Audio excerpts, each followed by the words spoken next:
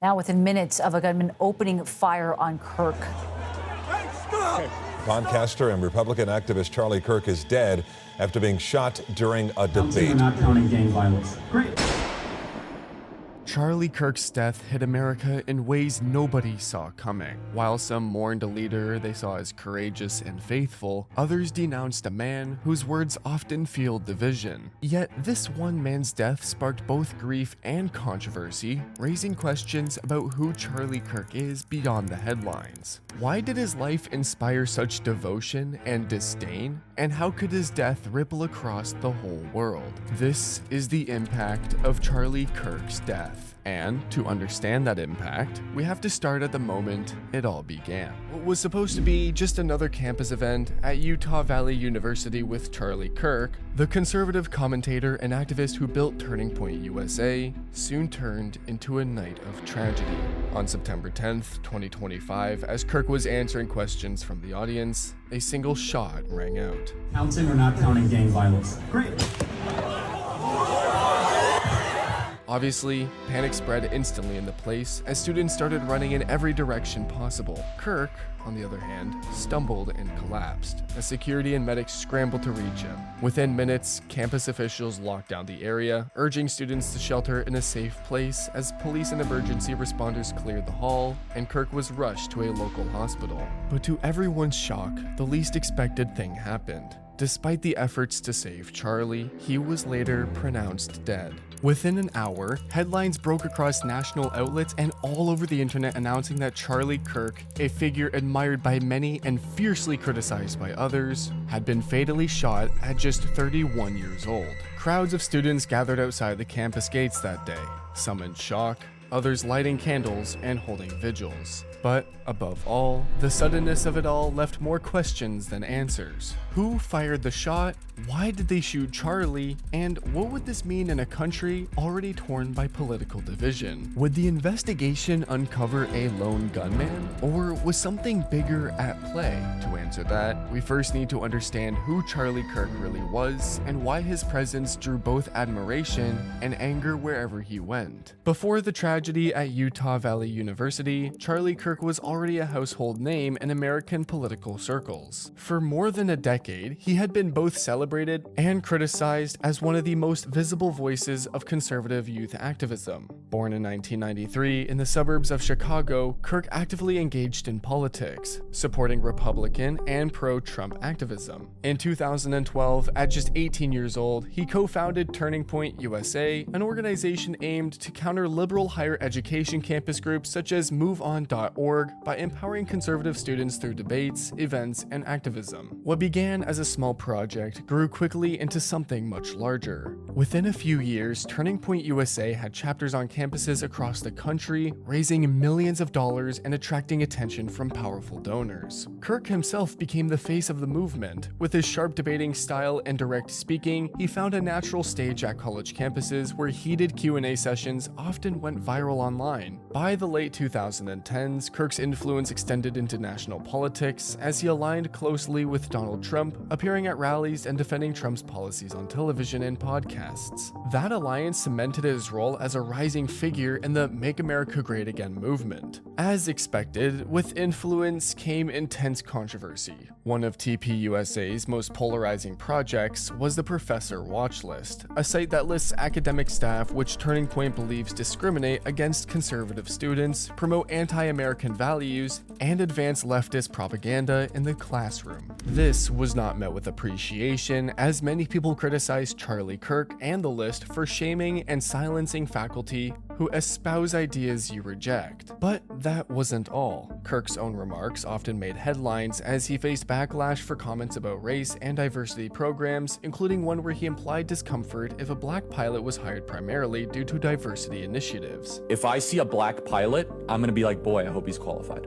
Because of DEI, it begs the question when you see a black, if I'm dealing with somebody in customer service who's a moronic black woman, I wonder, is she there because of her excellence? Or is she there because of affirmative action? This gained much backlash from direct communities who called him out for making remarks that many found to be offensive. Were these just careless words or a deliberate way to stir attention? Irrespective of the intention, Charlie's words reinforced the split in public perception that he was either a truth teller unafraid of taboos or a provocateur who thrived on division. However, despite numerous controversies, Kirk built a massive following. His podcast, The Charlie Kirk Show, was downloaded between 500,000 and 750,000 times each day in 2024. By the early 2020s, he was not only leading TPUSA, but also serving as a cultural figurehead for young conservatives nationwide. But how did this controversial reputation shape the events in Utah and set the stage for his tragic ending?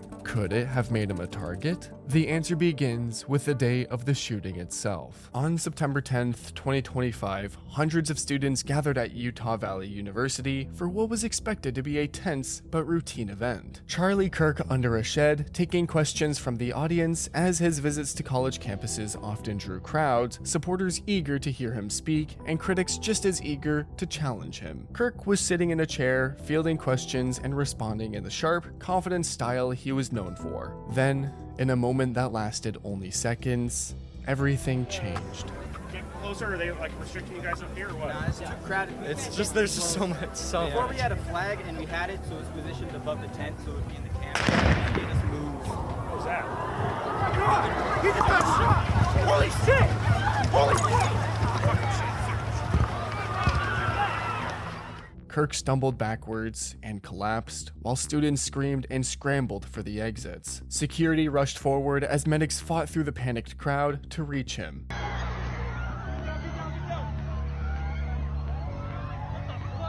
Within minutes, the university closed the campus and urged everyone to leave, and instructed those remaining on campus to secure in place until police officers can escort you safely off campus. Emergency responders carried Kirk from the hall and rushed him to Timpanogos Regional Hospital in Orem, but despite their efforts, he was pronounced dead shortly after arrival. But where did the shot come from? And how could someone strike so directly in the middle of a crowded campus? Investigators quickly turned their attention to the source of the gunfire as eyewitnesses shared videos of a man running on a nearby rooftop overlooking the auditorium. On that same rooftop, police discovered a suspected rifle, which was collected as evidence. The FBI joined Utah authorities to launch a manhunt, treating the case as a federal investigation into political violence. But if the weapon was found, who had pulled the trigger, and where were they now?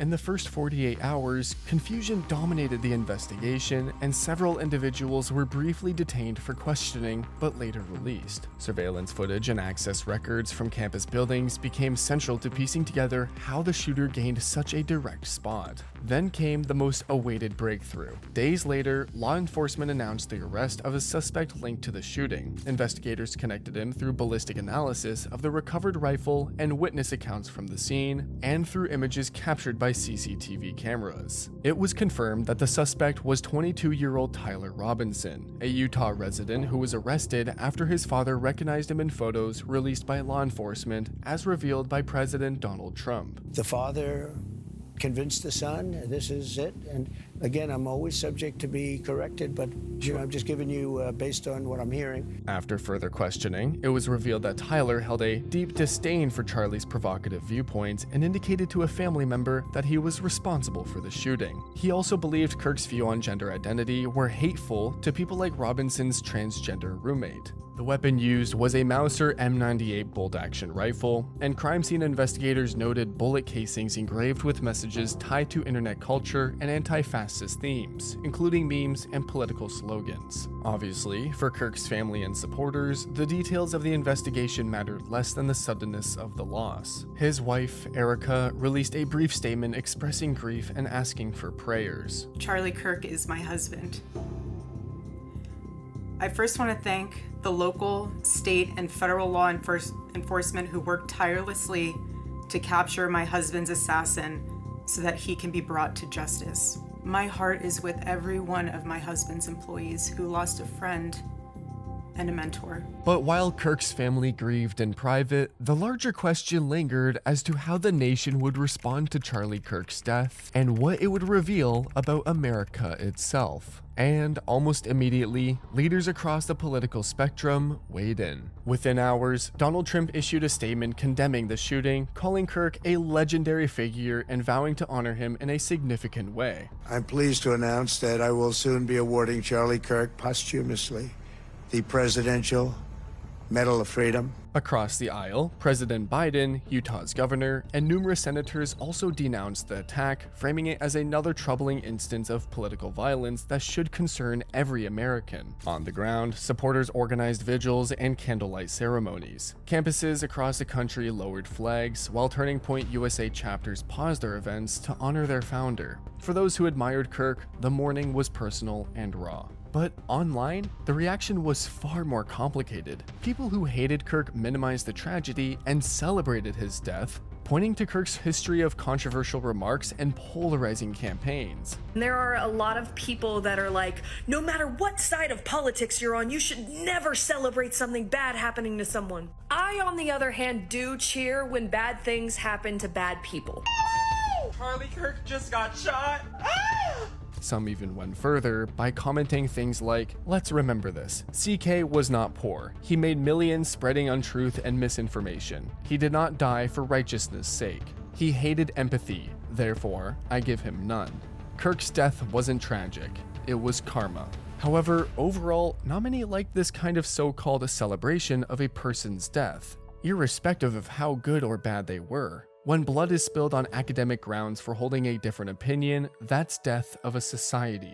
Charlie didn't use hate speech. He used speech they hated. These so-called people who laugh at murder are not misguided. They're evil. This split in responses, where there's solemn tributes on one side and mocking celebrations on the other, turned Kirk's death into something larger than a single act of violence. In life, Kirk had thrived on confrontation. In death, he became a battlefield for the very culture wars he spent his career fueling. But beyond politics and online feuds, what does this moment truly reveal about the state of the nation, and what lessons, if any, can be drawn from it? And while the country debated what his death meant, the impact was felt most deeply by those who knew him best. For his family, the noise of the public response meant too little compared to the weight of their own loss. His wife, Erica, made public her grief in images and clips beside his body, photos at his casket, teary final moments, holding his hand. I love you. I love you. I love you.